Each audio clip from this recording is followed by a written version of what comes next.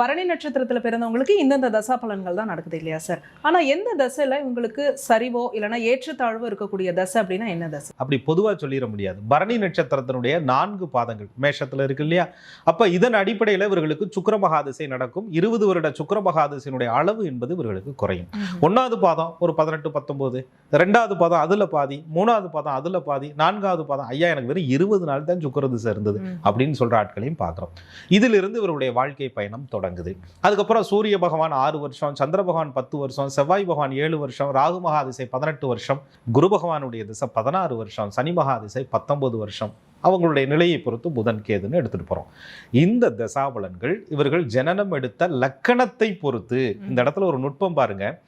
மேஷம் பரணி நட்சத்திரத்தில் பிறந்தவர்கள் நட்சத்திராதிபதி என்று சொல்லக்கூடிய சுக்கிர பகவானுடைய நிலையை பொறுத்தும், ராசியாதிபதி என்று சொல்லக்கூடிய செவ்வாய் பகவானுடைய நிலையை பொறுத்தும், இவர்கள் பிறப்பு எடுத்த லக்கணத்தை பொறுத்தும், லக்னாதிபதியினுடைய நிலையை பொறுத்தும் நான் சொல்லக்கூடிய தசாபலன்கள் நல்ல இடங்களில் இருந்து சுபர் அங்கீசம் பெற்று நல்ல கிரகங்களுடைய பார்வையால் இருந்து லக்கண சுபர்களுடைய திசை இவர்களுக்கு இவர்களாக இருந்து, அதாவது எப்படி பாருங்க, சூரியன் லக்கண சுபர், சந்திரன் லக்கண சுபர், செவ்வாய் லக்கண சுபர், ராகு சுபருடன் இணைந்த அல்லது சுபர் பார்வை பெற்ற ஒரு நிலையில இருக்கிறார், குரு லக்கண சுபராக இருக்கிறார் அப்படின்னு சொன்னா இவர்கள் வாழ்க்கை உச்சமாக இருக்கும்.